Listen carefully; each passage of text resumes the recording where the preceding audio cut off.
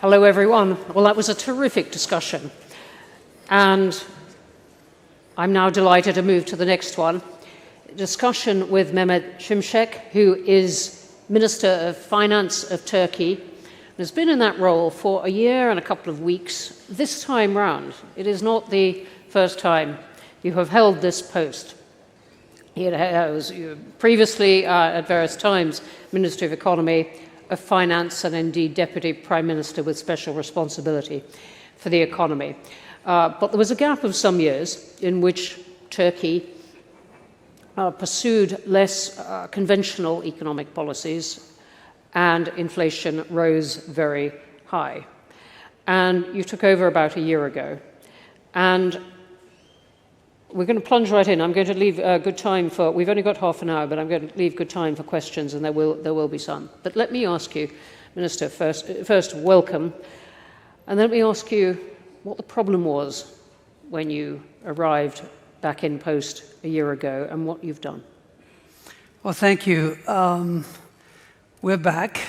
We're back to rule-based policy making in line with international norms. Last year, this time, of course, we had significant macroeconomic challenges. Some challenges persist, but we have a program that is geared towards addressing these challenges. Turkey is a sizable economy in the world. On a purchasing power parity basis, it's 11th largest. On a current exchange rate basis, it's 17th largest. 86 million people, over $1 trillion GDP. So it's a big economy. So stability there does matter. So last year, this time, on the back of a devastating earthquake, there was a very large hole in fiscal balance. Clearly, that needed addressing. So we did front-loaded fiscal adjustment last year in the form of tax hikes, but also in the form of spending controls. Unconventional monetary policy clearly had led to a situation where inflation was de-anchored. So we had to by unconventional, I know a lot of you are very familiar with this, but you mean the policy of lowering interest rates as an answer to inflation, and inflation rose. So we now have a monetary policy that is, the monetary policy stance has been rebuilt in a way that has enabled the country to re-anchor inflation expectations.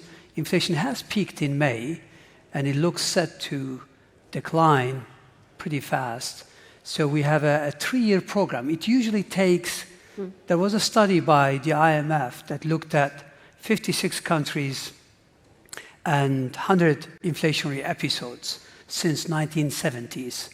And the conclusion is that it takes about 3.4 years on average to bring inflation back to pre-shock levels. So we're right there. Plus, of course, we need to rebuild reserve position, FX reserves, and structural reforms that will help make all these gains sustainable. So we have a program that is, as I said, aimed at achieving price stability, restoring fiscal health, obviously enabling us to narrow current account deficit, and achieve a degree of structural transformation, including twin transformations, green and digital. So we've made significant progress. I mean, it's been a year, and there is improvement. Country risk premium has fallen from over 700 basis points to about 250, 70, around that levels. Access to market has improved significantly. Reserve position, FX reserves of central bank have improved by over $70 billion compared to last year. Current account deficit has narrowed by more than a half. So deficit is going to be close to probably 2.5% of GDP compared to 6% of GDP last year. and fiscal deficit is under control. So we made progress across the board, but rebuilding monetary policy from scratch has taken some time. And now we are on the verge of sustained, strong disinflation. The inflation numbers are not small. The numbers you've just quoted are deeply reassuring, and you've quoted some numbers that reflect how the markets and international investors are much more confident. They have been delighted at many of the things you have said and indeed done. And yet we had the inflation figure in May of 75%. This is not a small number. I'm thinking of the trouble that inflation of 5 to 11% has given the government here in the UK. What is the effect of that politically? Well, inflation, as you may know, is the most regressive form of taxation. Unfortunately, it's the root cause of inequalities. So yes, inflation does have significant implications on political outcomes. Absolutely no question about that. A decade or so ago, we had brought inflation under control. And, clearly that was reflected in political outcomes too. So where we are today, the difficulties are there. But let me just say this. The May inflation reflects last 12 months.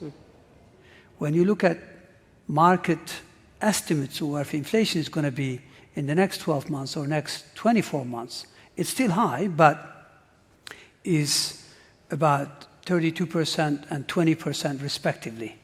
So the market is beginning to believe that the program that we put together can actually enable us to control inflation and bring it down.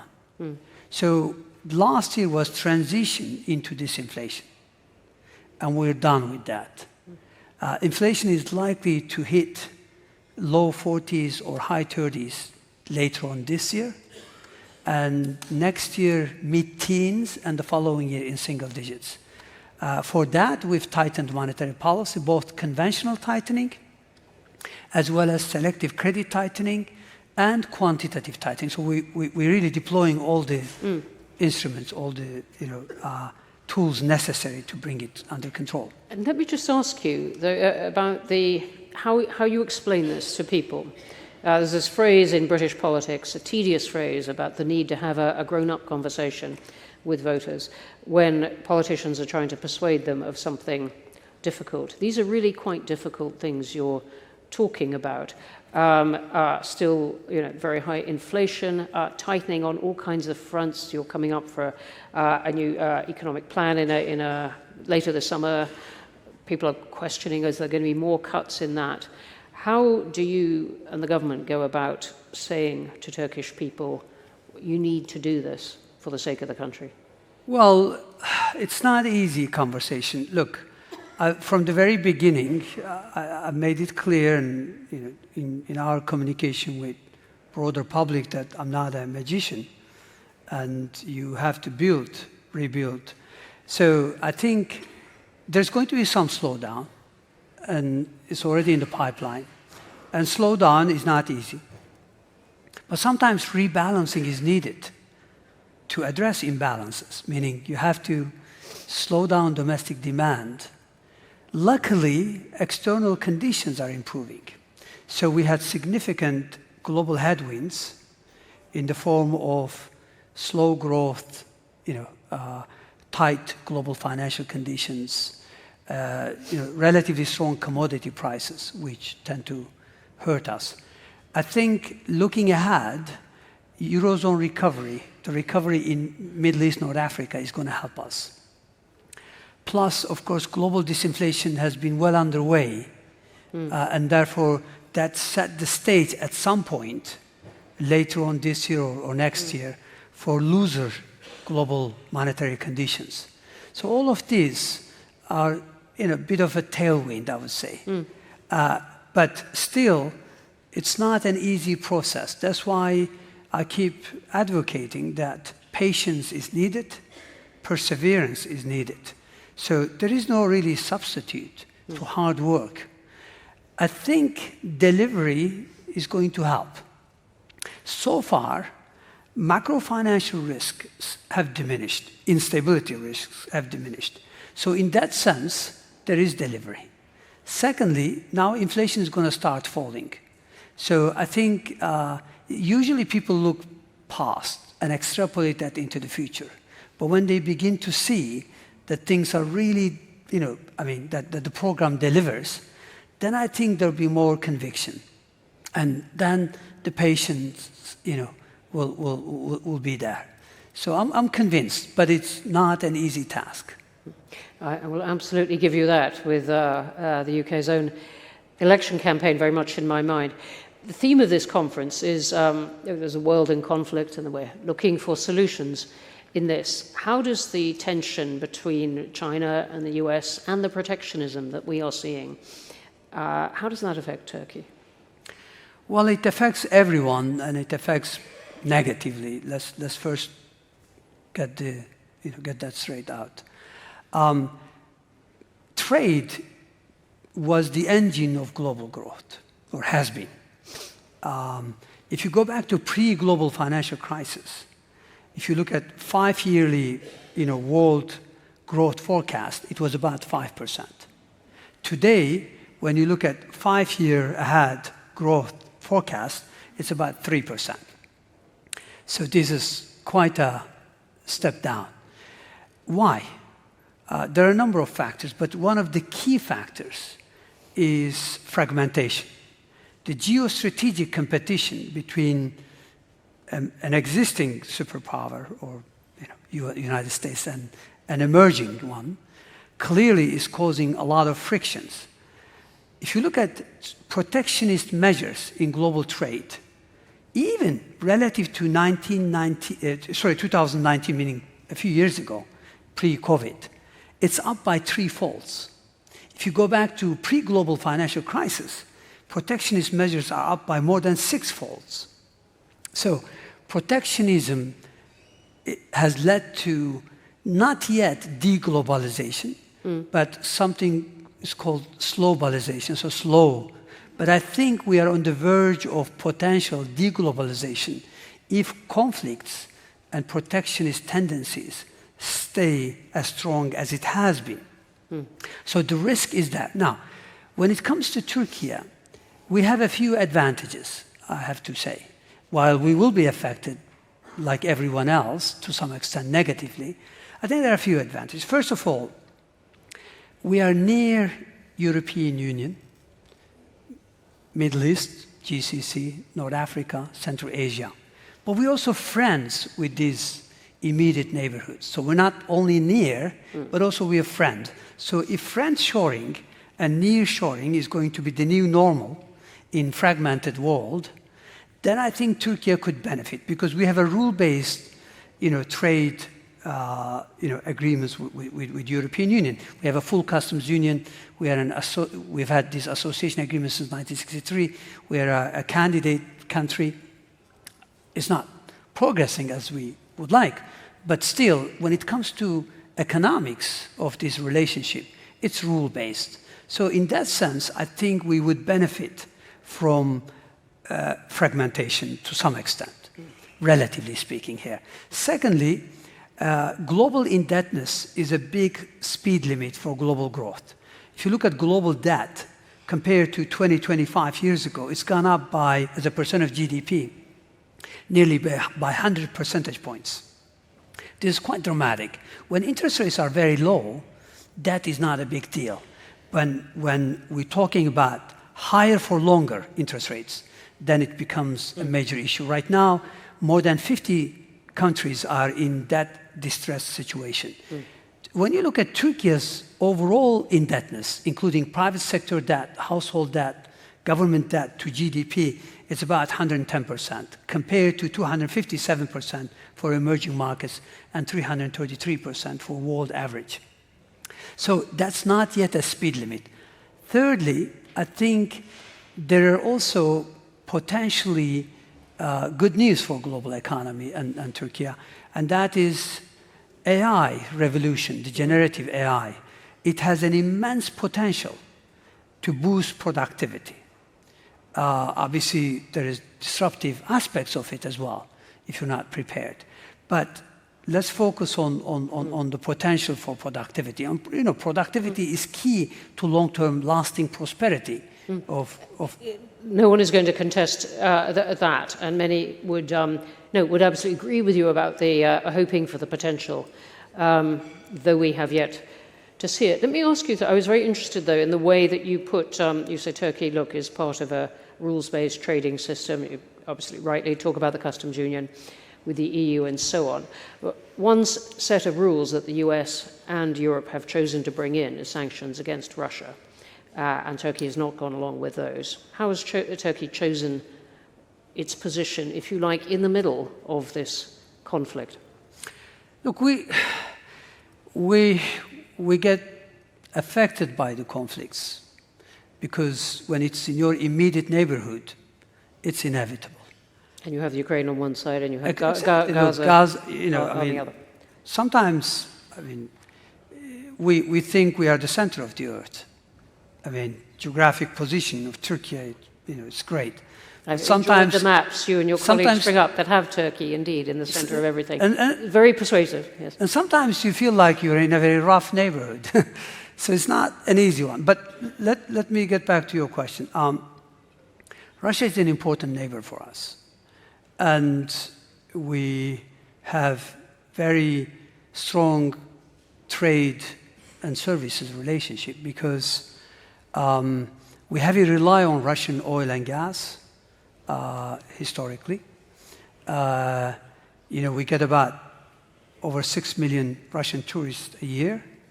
And, Russia is an important trading partner. Now, we fully support Ukraine's territorial integrity. No question about it. And therefore, annexation of Crimea or any other parts of Ukraine is unacceptable to Turkey. And we do, when it comes to European Union or US or UK, sanction enforcement, we comply with those. When there are sanctions, there are always opportunities for exploitations. Today, if you look at German exports to Central Asian republics, they're like this, going through the roof. So there is, obviously circumvention, no question about that. But our banking system, under pressure from US Treasury late last year, have gone even to over-compliance. So we are actually enforcing, the sanctions in that sense. But we continue to obviously,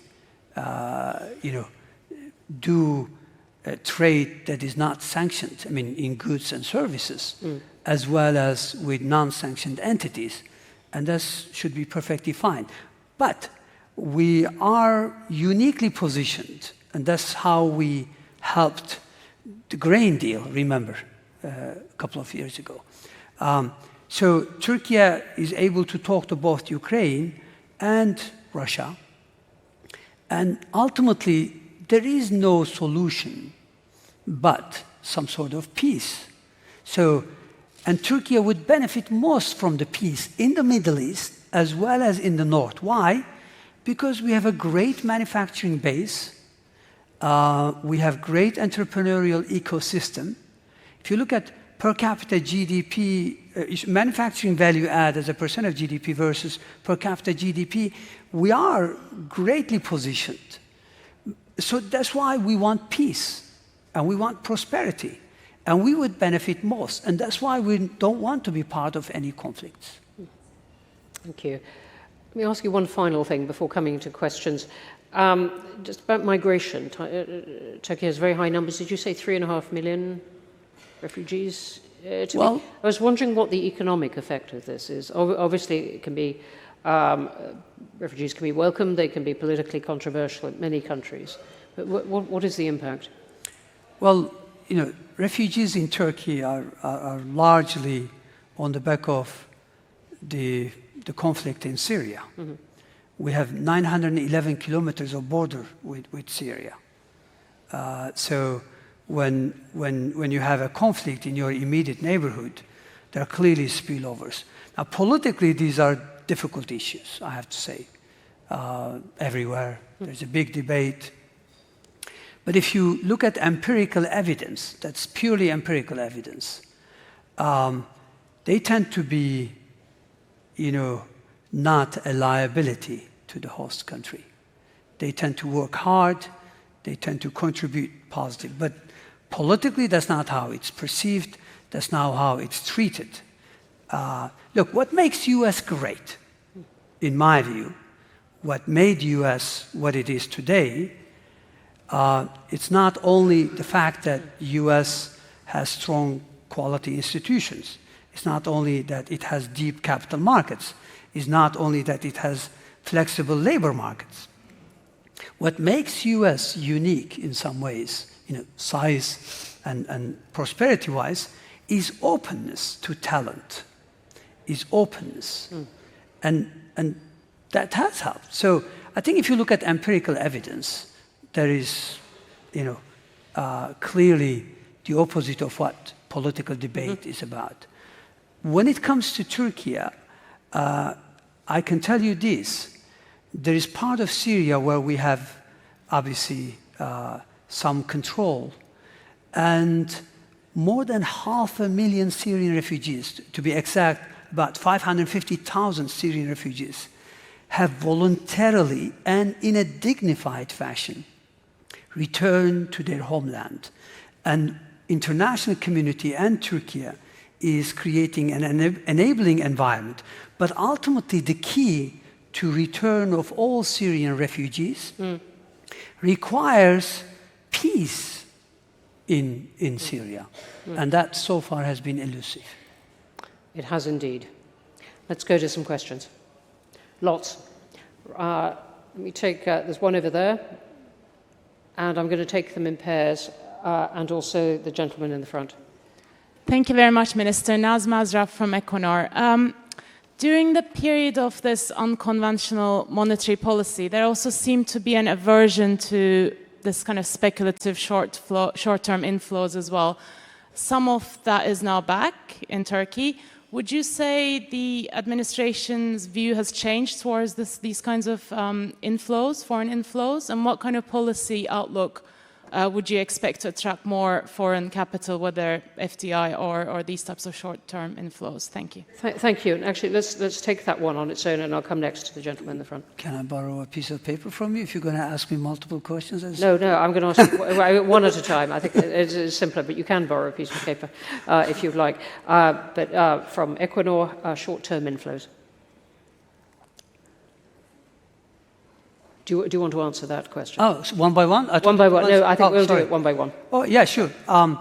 Look, short-term capital flows are part of, toolkit. But when you look at, the major inflows into central bank in the form of FX reserves, I would say over 70% is in the form of reverse currency substitution, meaning essentially local depositors, once they start believing in the program, they convert it into lira, the conventional lira deposits. So they've essentially moved from currency substitution to lira. But there is some portfolio inflows. And a chunk of, again, reserve accumulation is on the back of corporate and banks' rollover ratios. If you go back to, let's say, first half of last year, banks' external debt rollover ratios was about 96%. Today it's close to 150%. If you look at non-financial corporates, the rollover ratio was about 73% compared to 120% today. So those are really, and those are relatively medium long-term funding. So it's not really, quote unquote, the type of hot money. But there's always that component as well. What matters is, as we deliver on our commitments in terms of fiscal consolidation, in terms of disinflation, in terms of structural transformation, I am convinced that they will extend duration, meaning they will extend maturities. So it's only a matter of time. Now, when it comes to FDI, we did well a decade or so ago when when Turkey was firmly anchored to European Union as a candidate, when prospects were good.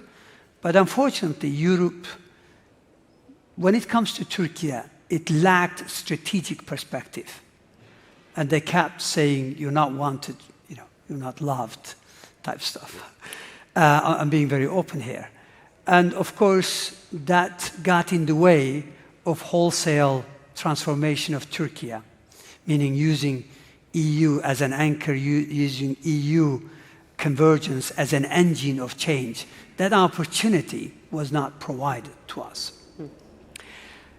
Having said that, the program that we are implementing today is really, again, about improving investment climate, governance, global integration.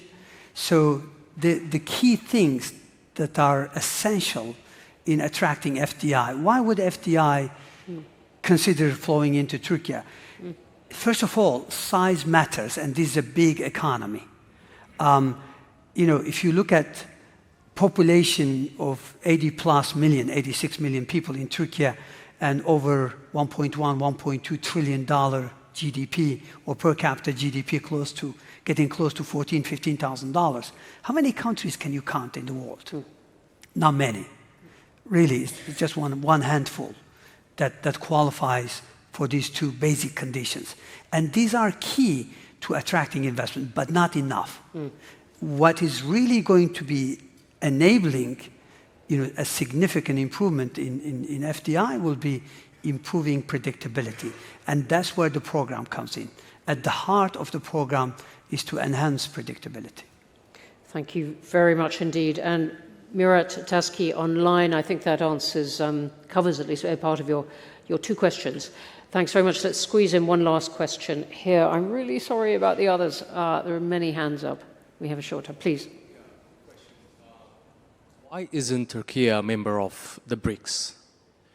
And what multilateral institution do you think is the most important from Ankara's perspective in light of international cooperation and economic development? Well, thank you very much. And that also picks up Chris West's question online. Historically, we have this orientation towards West.